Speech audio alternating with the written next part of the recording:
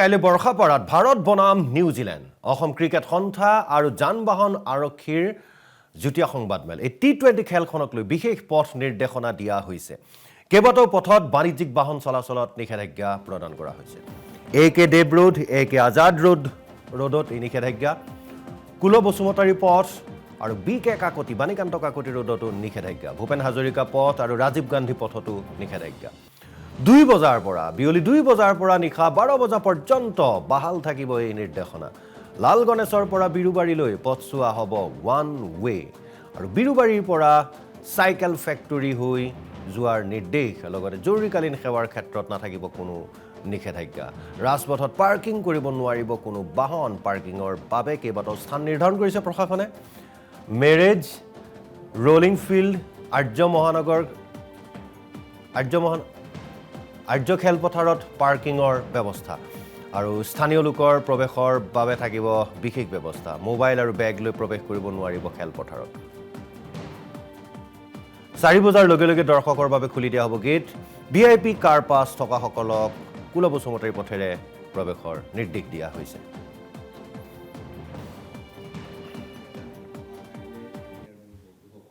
আপোনালোকে জানে অহা কাইলে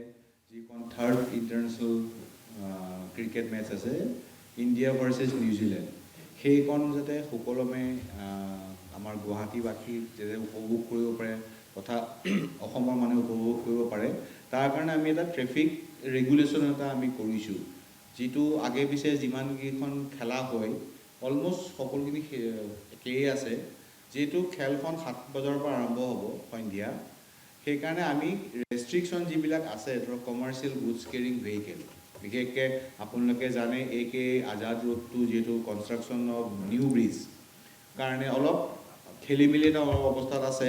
অলৰেডি সেইটো কাৰণে মই PW ডিপাৰ্টমেণ্ট বা অসম চৰকাৰক ধন্যবাদ এইকাৰণে কৰিছোঁ যে তেওঁলোকে বহুখিনি আমাৰ ৰাস্তা ঠিক কৰি দিছে যাতে প্লেয়াৰখিনি সকলোমে আহিব পাৰে যিখিনি মেচ অফিচিয়েল আছে যিসকল খেলৰ লগত জড়িত সকলো ব্যক্তি যাতে সকলোমে ইয়ালৈ আহিব পাৰে তাৰোপৰি যিখিনি অনুৰাগী আছে তেওঁলোকৰ অহা যোৱা কোনো অসুবিধা নহয় সেইকাৰণে গুৱাহাটী ট্ৰেফিক পুলিচে কিছুমান ট্ৰেফিক ৰেগুলেশ্যন আমি কৰিছোঁ যে 2টা বজাৰ পিছৰ পৰা একে দেৱ আৰু একে আজাদ বিশেষকৈ আৰু কুল বসুমতাৰী ৰোডত কোনো ধৰণৰ যিখিনি আমাৰ কমাৰ্চিয়েল গুডছ কেৰিং ভেহিকেল আছে সেইখিনি চাল চলন কৰিবলৈ আমি নিদিম আৰু আপোনালোকে জানে অলৰেডি অসম ক্ৰিকেট এছ'চিয়েশ্যনে কিছুমান কাৰ পাছ ইছ্যু কৰে যিসকল কাৰ পাছ লৈ আহিব ভিআইপি কাৰ পাছ বা যিখিনি ইনচাইড দি ষ্টেডিয়াম পাৰ্কিং তেওঁলোকৰ গাড়ীবিলাক আমি কুল বসুমতাৰী ৰোডটোত এণ্ট্ৰি কৰিবলৈ দিয়া হ'ব ফ্ৰম বৰ্ষাপাৰা তিনিআলি বহুত মানুহে কেতিয়াবা অলপ ভুল বুজাবুজি হয় কিছুমান গাড়ী ধীৰেণপাৰাৰ পৰাও সোমাব বিচাৰে গতিকে মই আপোনালোকৰ থ্ৰুদি এইটোৱে অনুৰোধ কৰিছোঁ ৰাইজক যে ধীৰেণপাৰা দি যাতে কোনো গাড়ী সোমাবলৈ আমাৰ কাৰণে যাতে চেষ্টা নকৰে কাৰণ এইটো আমি ওৱান ৱে কৰিছোঁ যাতে সকলোৰে সুবিধা হয়